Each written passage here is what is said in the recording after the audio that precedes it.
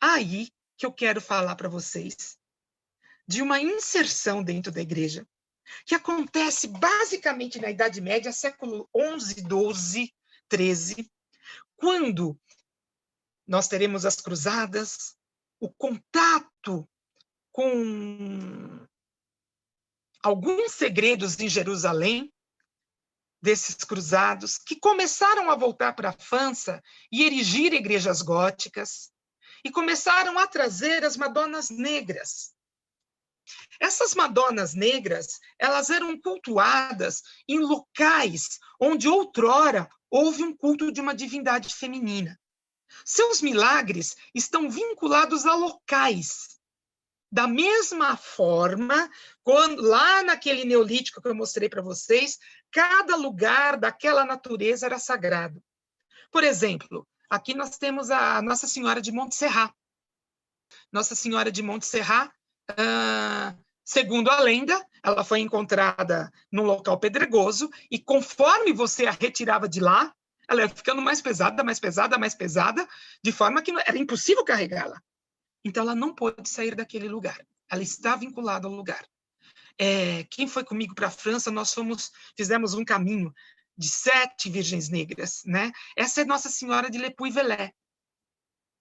Essa Nossa Senhora, ela está linkada nessa mesma igreja, tem uma pedra lá do Neolítico, daquelas pedras que serviam de túmulo, que acabou se tornando uma pedra de cura.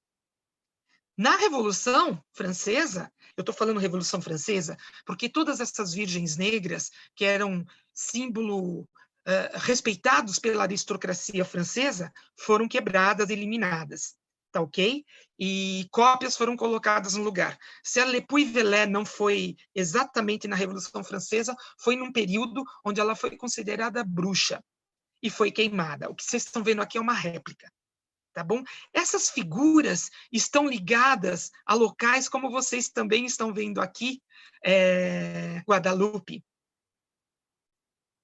num antigo lugar de culto à divindade. Essa é aquela que, segundo alguns, teria sido construída, esculpida por São Lucas. Turma, essas virgens negras que começam a aparecer nesses lugares, a religião oficial não dá conta, porque junto com ela vem uma carga pagã muito forte, né? E vocês podem ver que a maior parte delas, aqui eu não coloquei muitas, tá? Mas a maior parte delas estão sentadas com um menino no colo. Sentadas com um menino no colo. Imagine a sede da matéria que recebe a luz, o útero que recebeu a luz, ou a semente, a partir da qual aquela semente irá brotar e crescer e fazer a sua missão.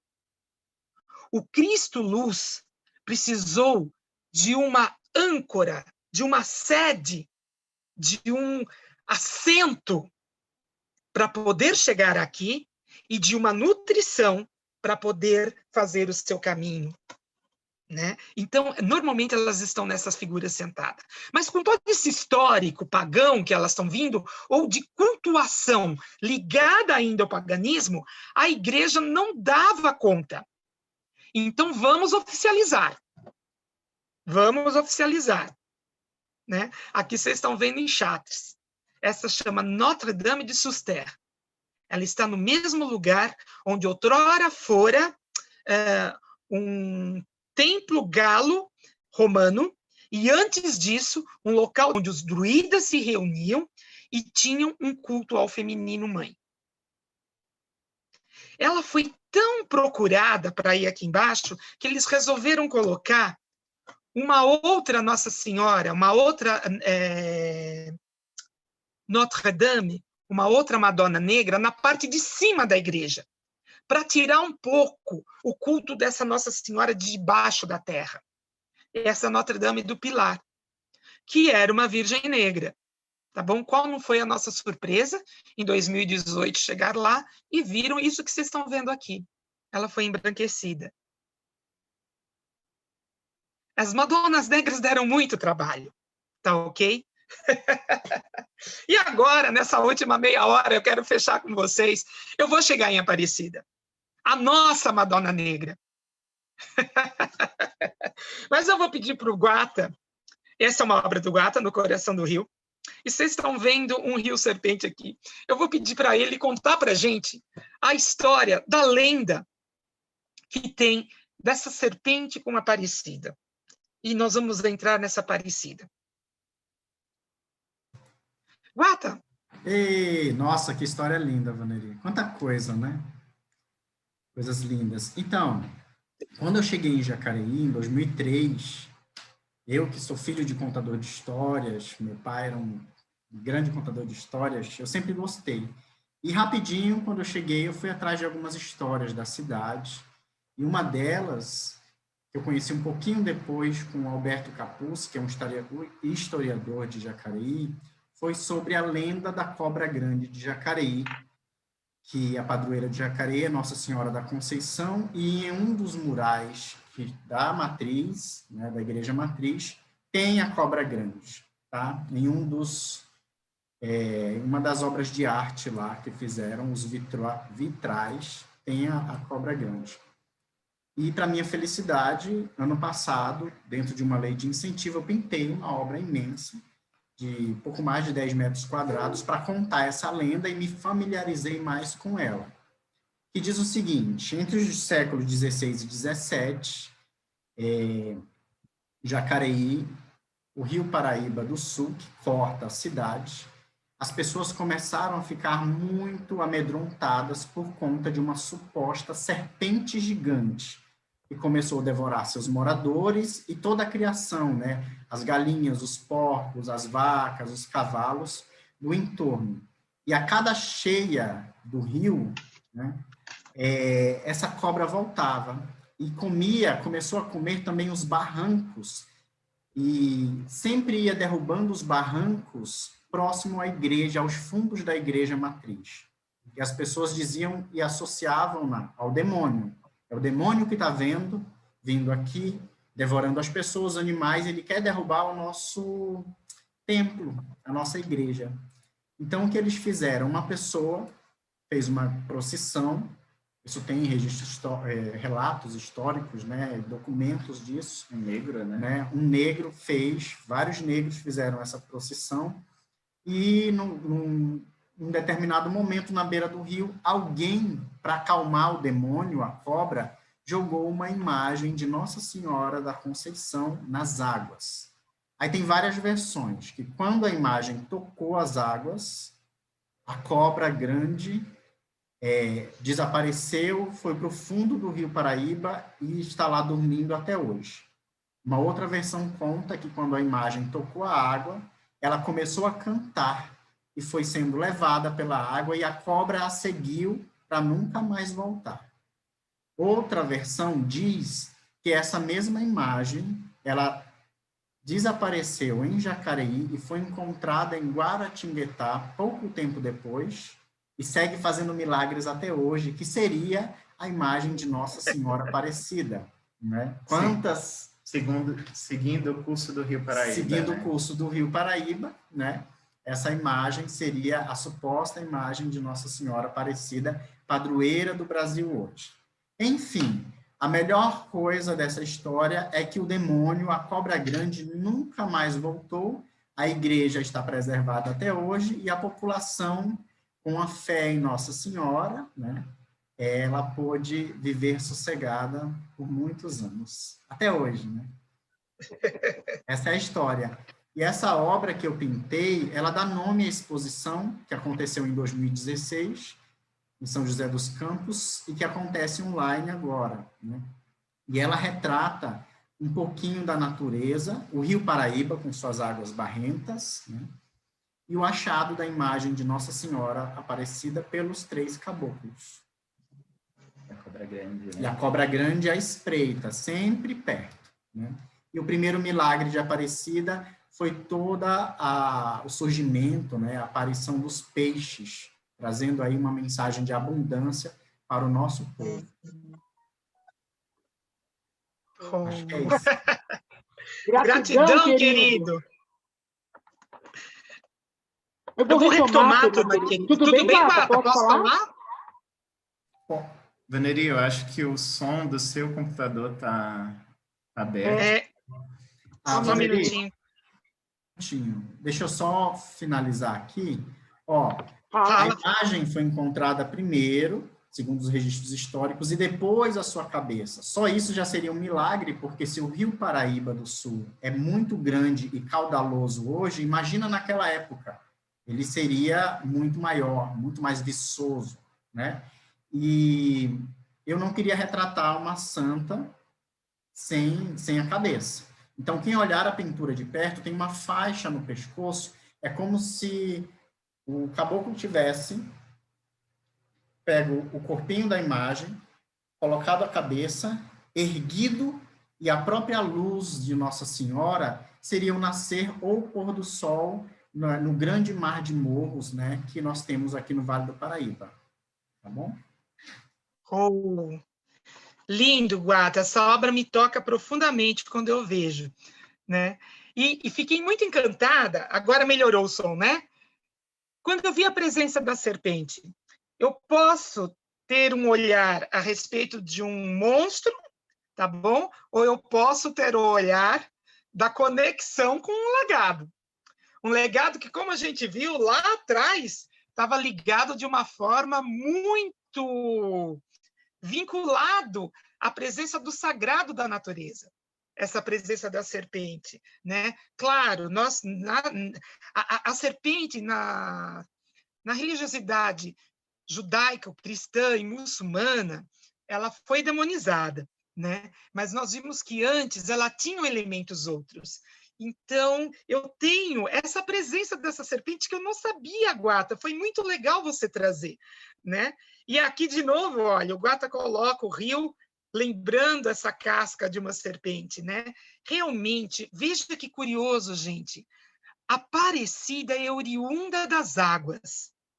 Então, pelo menos da forma como ela chegou hoje até nós. Nós vamos falar depois dessa origem aí, né? Antes disso. Mas ela vem das águas, ela vem da natureza, com o mesmo legado das Madonas Negras que eu falei para vocês, tá bom? Ela tem os seus milagres, fenômenos da natureza. Aqui nós temos a abundância dos peixes.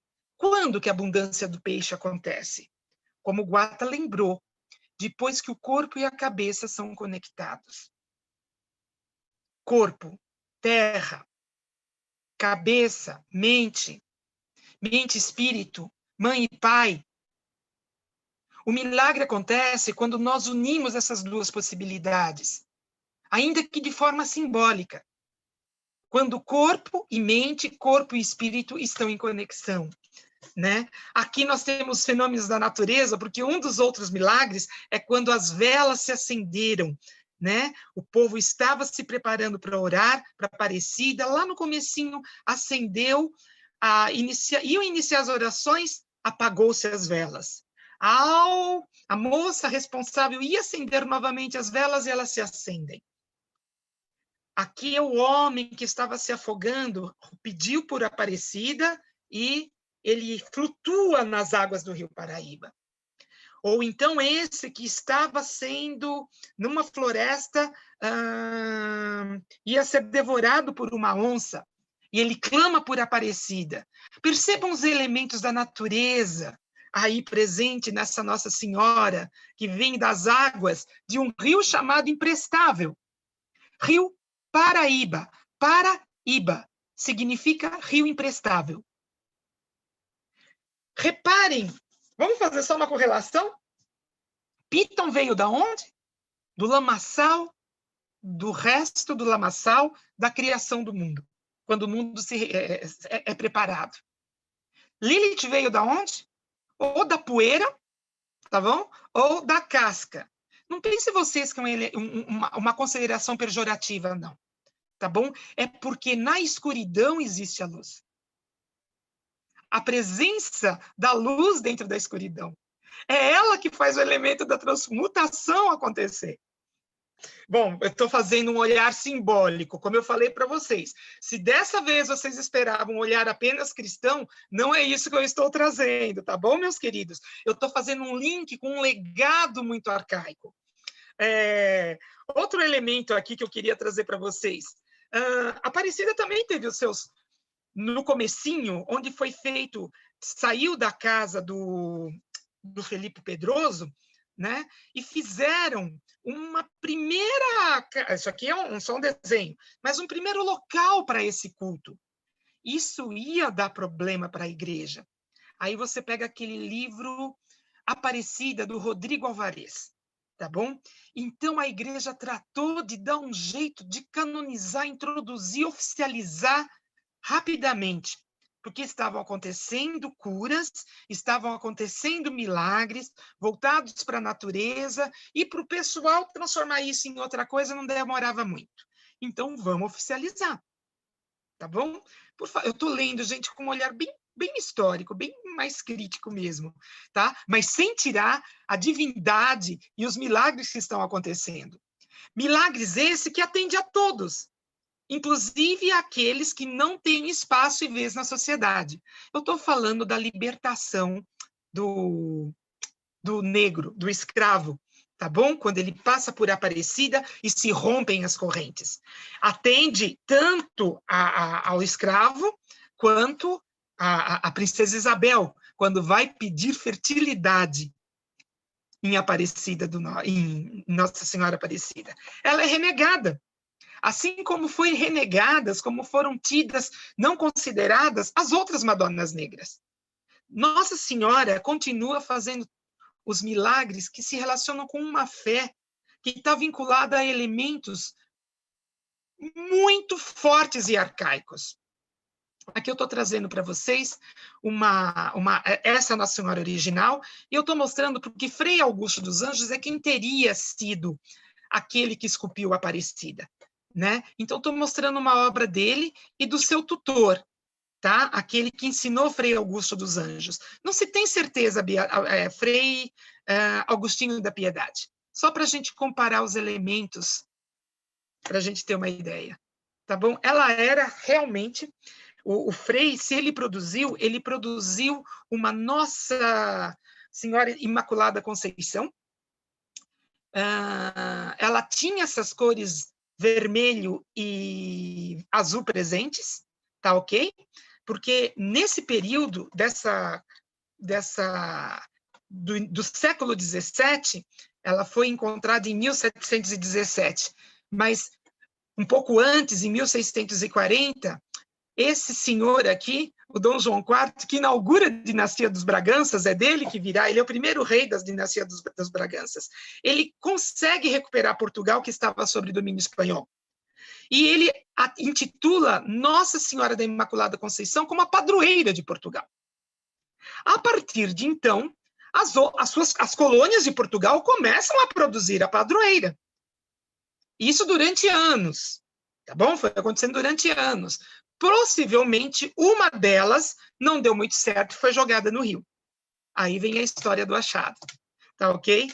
Mas ela tem como consideração, aqui vocês estão vendo essa figura dela, algumas características. Eu já vou encerrar, gente, mas só trazer essas características. Essa aqui ela é atemporal, porque ela mistura várias coisas. Imaculada Conceição, gente, é porque ela é tida como já sem pecado original, desde que ela foi concebida no ventre de sua mãe. Então, se Eva trouxe o pecado, a Ave Maria, Nossa Senhora, teria redimido esse pecado. Por isso que a gente vai encontrar aqui, ó, que Eva faz uma reversão em ave, como se fosse o caminho contrário, tá bom? Dentro da tradição e do olhar cristã.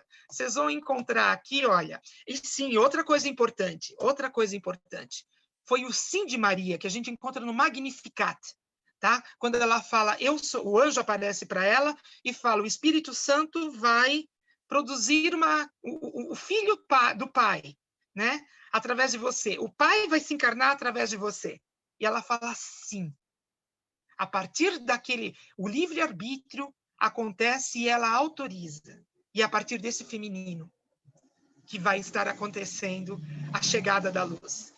Né? Os olhares voltados para a terra, a mão em oração, a presença dos anjos, lembrando que ela é celeste, tá? Já desde então ela já era celeste, a presença da lua, como sempre eu falei para vocês, um legado arcaico, e, por incrível, ela está gravidinha, tá bom? Ela está gravidinha. Aqui vocês vão ver direitinho, ó, a presença dessa mãe grávida. Uma medida dela. A flor de maracujá, porque o maracujá foi encontrado aqui com o descobrimento, é uma flor típica daqui, e ela a tem na sua tez, onde seria o seu coronário, e segundo a tradição cristã, porque a flor de maracujá tem a questão da trindade. Um sorriso discreto, porque ela sabia que estava esperando aquele que viria, tá bom? Ela seria o portal, por isso que ela tem esse sorrisinho discreto, e a presença da lua, como a gente vê. Lembrando também elementos arcaicos, mas dentro de um olhar cristão, ela é o reflexo da luz que ela carrega. Mas uma mulher grávida, a gente já viu em outros lugares. Essa, por exemplo, foi em 20 mil anos antes de Cristo. Queridos amigos, o Brasil cultua uma mãe negra e grávida.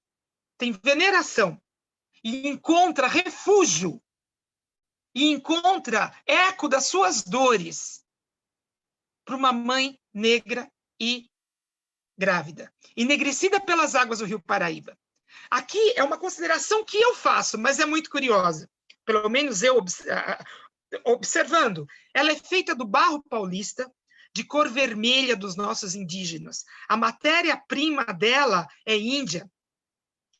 E ela é pintada, modelada europeamente, como o segundo povo que chega aqui, pintada de branco. E a sua formatação é branca, mas ela vai para o rio. E nas águas do rio, não das velas, tá bom? A gente vai encontrar, depois que a Maria Helena fez o concerto da imagem de Nossa Senhora, que foi destruída em 1978. Nas águas do rio, com as forças da natureza e da lama, ele é enegrecida, assim como o terceiro povo que chega aqui, o povo afro. A Aparecida tem na sua Constituição a Constituição do povo brasileiro. E eu achei incrível quando o Guata trouxe as Três Marias, né?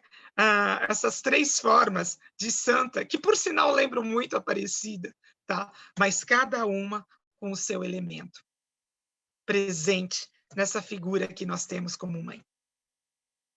Queridos, queria deixar ainda um espaço para as considerações de vocês.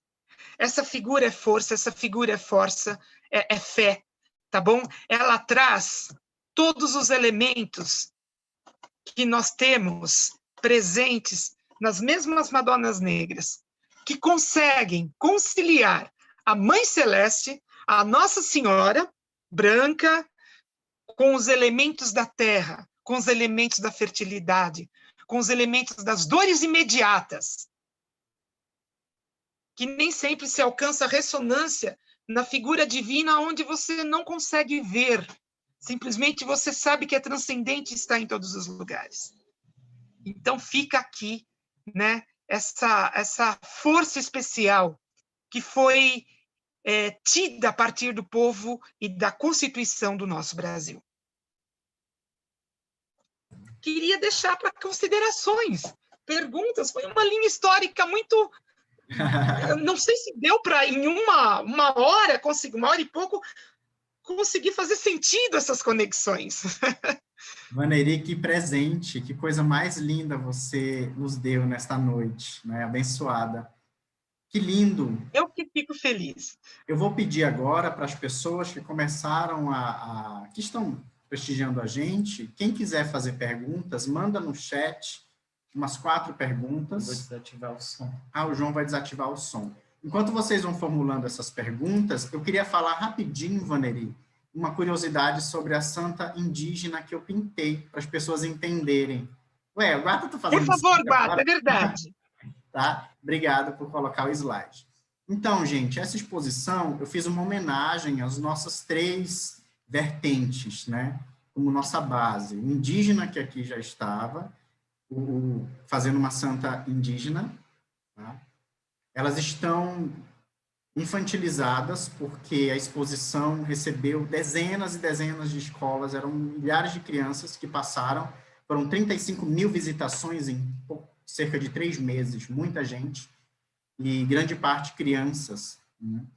E uma santa branca, fazendo alusão aos os europeus, os nossos colonizadores, e Nossa Senhora Aparecida, representando todo o povo negro que tanto agregou para nosso país, nossa cultura, né? E a santa indígena correu a história. Guata pintou uma santa, ele disse que vai expor e que ela não está totalmente vestida. Resultado, veio até uma comissão de Taubaté, de padres e seminaristas, para ver que arrumação era essa. E eles vieram para passar meia horinha só para ver, e de repente ficaram a manhã inteira, e foi uma manhã muito engrandecedora. Eu fiz uma indígena para honrar os nossos povos originários, nossos ancestrais. Todos estão na mesma posição de prece, só que estão felizes, como a essência das crianças é de luz, é de alegria, é de entrega. Ela está em oração, uma oração feliz. Ela realmente não está totalmente vestida, mas ela tem duas maritacas, 2 papagaios que cobrem os seus seios, e eles também estão em oração com ela pelas nossas florestas, pela nossa natureza, tão destruída a cada ano mais e mais. Então, apesar dela estar feliz, ela está em oração. O manto dela eu trouxe das tradições do manto de Nossa Senhora de Nazaré, lá do Pará, né? E dessa troca de manto, o manto dela carrega uma simbologia indígena que aparentemente, para os nossos olhos, é simples, mas é o respeito às nossas tradições e aos nossos ancestrais.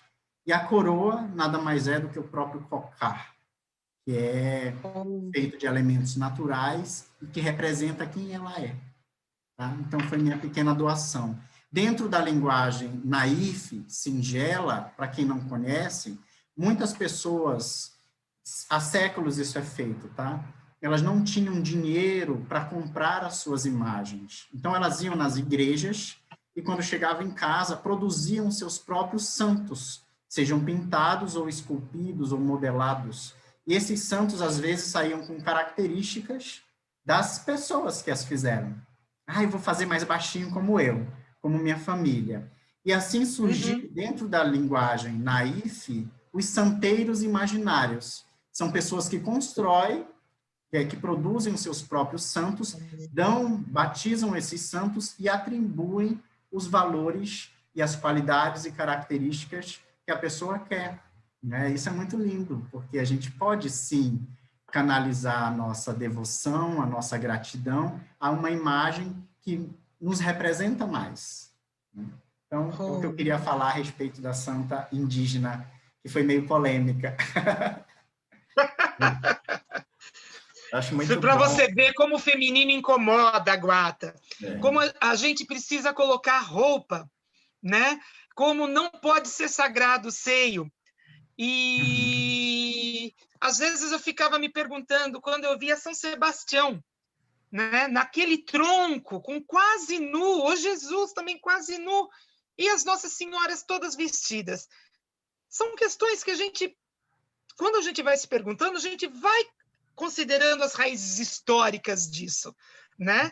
O que não minimiza a nossa fé, a nossa força, numa unidade que seja, que se expressa de diferentes formas. Guata, parabéns! Essa imagem sua aqui me deixou comovida, porque ela dialoga demais, né, com essa temática que a gente vê na própria Constituição dessa figura de Aparecida. Aparecida tem em si, Guata, isso do que você colocou aqui.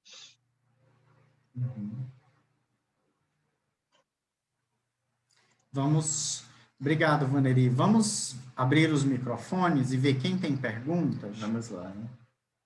E lindo escutar e ouvir essa palestra até agora para saber que o nosso culto ao feminino é bem mais ancestral, né? Sim. Vou desativar os microfones.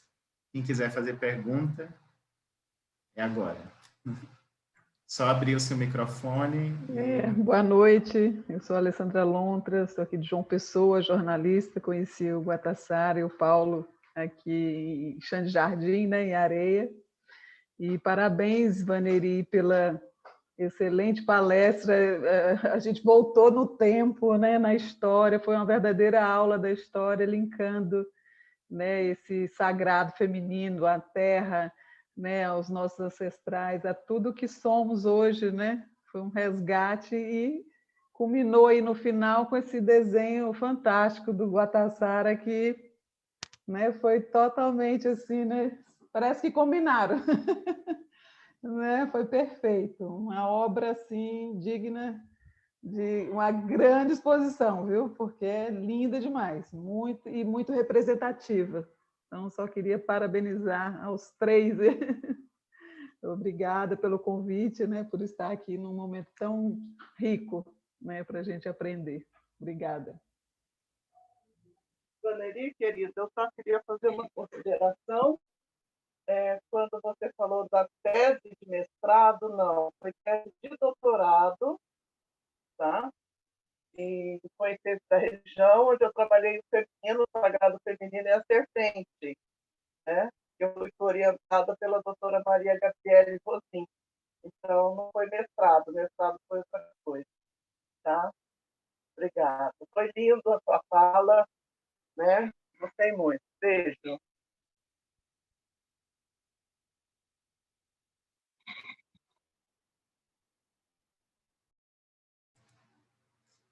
Mais alguém? Eu acho mais duas pessoas, né? Sim, pode fazer. Você está sem som, Van. Vaneri está sem som. Pronto. Eu queria perguntar uma coisa. Eu sou a Rosana. E, assim, é muito impressionante esse percurso histórico e essa luta do feminino de avançar, de ser presente e de ser sobreposto por um outro valor mais viril ou mais que se encaixe, né? Você vê nesse caminho, nessa evolução, você ou a Cristina também, que estudou isso, alterações, brechas, onde a conjugação do feminino e do masculino se relacionam harmoniosamente? Você falou, o milagre dá quando isso acontece. Mas no cotidiano, teve evolução? Teve mudança? Olha, é uma pergunta muito pertinente e, na verdade, minha querida, é uma questão tanto interna quanto externalizada. Vamos por partes. Se você integra dentro de você esses aspectos, porque o sagrado é um todo, né? Nós que colocamos gênero aqui e ali, e ao longo, mas sagrado é a vida como um todo, sagrado é esse seio, sagrado é esse portal de chegar ao mundo, né? Sagrado é essa natureza, como o Guata colocou, que não está sendo respeitada, né?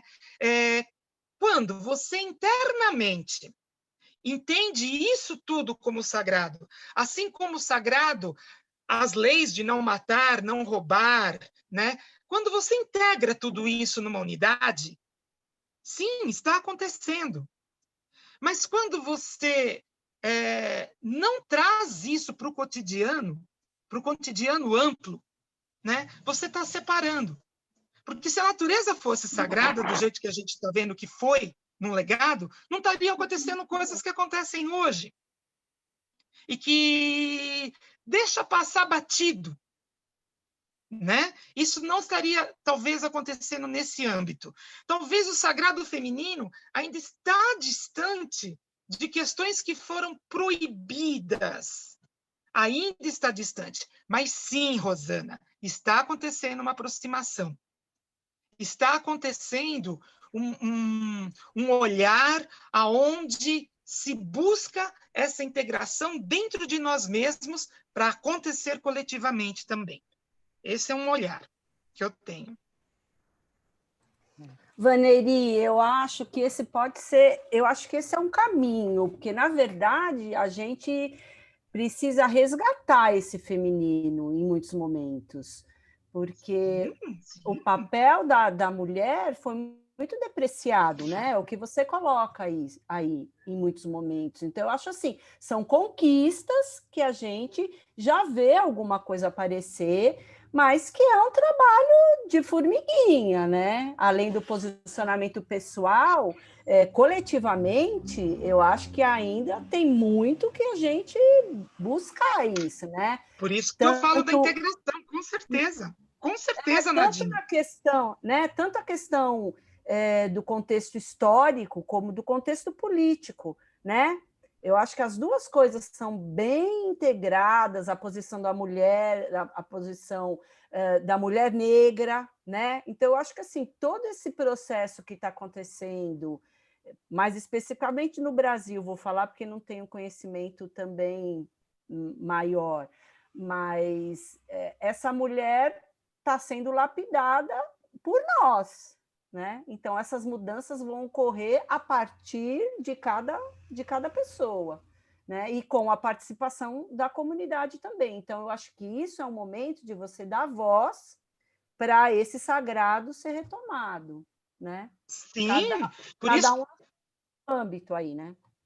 Temos que integrar em nós essa possibilidade. E se você não enxerga esse seio como sagrado, essa vida como sagrada, Aline, você não faz essa transição desse respeito. Se você não integra o índio, o negro dentro, se não está no seu conceito, dentro do seu imaginário, não está integrado isso como verdadeiramente sagrado, a gente não faz essa transição também, né? Essa transição implica em diversidade e inclusão. Não tem como você escapar disso, tá bom? Senão vai ficar apenas a imagem. E não é isso que a gente está falando. Nós estamos falando, eu volto para aquele quadro, né? Na imanência, não só na transcendência, é nesse aqui agora, essa sacralização, com o outro que é negro, com o outro que é índio, com aquela que é mulher, e isso tudo é um sagrado. Com toda a diversidade, né, Vaneri? Esse quadro dele e a sua do Brasil e os menininhos, né? Tudo a ver, parece... Pode ligar. Gente, infelizmente... As opções de gênero... coisas, eu acho que aí a gente... né, precisa avançar e aceitar e trabalhar e incluir. A inclusão é ampla quando você fala nesse sagrado. Com certeza. Gente, infelizmente, a gente tem que ser pontual, né? Era 1h30 de bate-papo. Eu vou pedir para você, Vaneri, por gentileza, fala seus principais... Como a gente te encontra, né? Rede social, porque tem gente que não conhecia seu trabalho até esse momento. E outra coisa, né? A gente conheceu a Vaneri na dança circular, né? E hoje a gente está ouvindo mais do que dançando. E ela faz essa associação entre toda a pesquisa dela, histórica, para a dança, né? Isso é muito lindo, a gente poder pensar no que a gente está dançando e vincular toda essa carga de informações, né, que ela traz para a gente. Obrigada, queridos. Olha, é um prazer. Vocês são pessoas que colocam na prática todos esses elementos, né? E para ampliar imaginário, arte, dança, né? Bom, Vaneri de Oliveira, gente, eu vou deixar... Vocês encontram... Tem o Facebook, que eu sou mais ativa, tem o Instagram também, dá para deixar, né? Rodancas_Vaneri. E o meu e-mail que eu vou deixar, no Facebook é Vaneri Oliveira, não tem o D, o meu nome original é Vaneri de Oliveira, mas no Facebook está Vaneri Oliveira.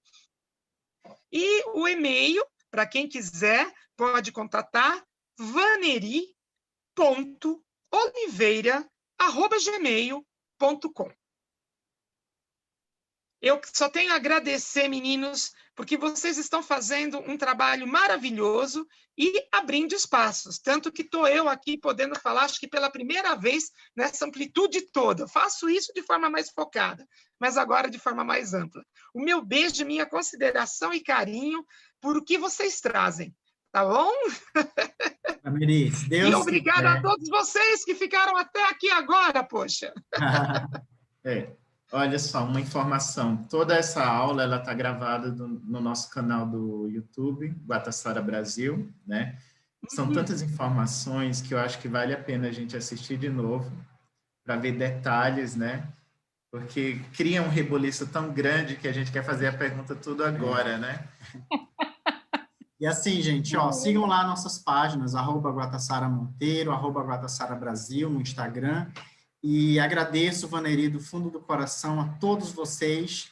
E, ó, quem é da dança, eu fiquei matutando enquanto a Vaneri falava, porque deu uma vontade danada. Vamos deixar a pandemia passar, e vai passar muito rápido, se Deus quiser. A gente fazer um curso, Vaneri, misturar tudo isso. Essas histórias maravilhosas que você traz, com obra de arte e dança, que é outra linguagem artística que a gente ama também, né? Seria lindo. Eu agradeço, viu? É verdade, é verdade. O Marias em Maria, um caminho do sagrado feminino, é uma parte disso, mas tem muitas coisas que a gente tem que fazer e reconsiderar com isso, querido Guata. Concordo plenamente. Obrigado, gente. Um lindo finzinho de semana que está se aproximando. A exposição no Coração do Rio vai ficar no nosso Instagram, sempre ali, gravadinha, né? E ela termina dia 31. E dia 1º de novembro vai ter um videozinho especial para fechar com chave de ouro esse trabalho nosso em homenagem à cultura, à natureza e à fé no Vale do Paraíba. Gratidão. Que lindo. Hoje tivemos 121 pessoas aqui, né? Nossa, que lindo, que lindo. Então, obrigado, boa noite. Até a próxima. Boa noite, gente querida. Boa noite, Foi um beijo. prazer. Boa noite. noite. Boa noite, Para todos gratidão. vocês. Demais. Boa noite, gente.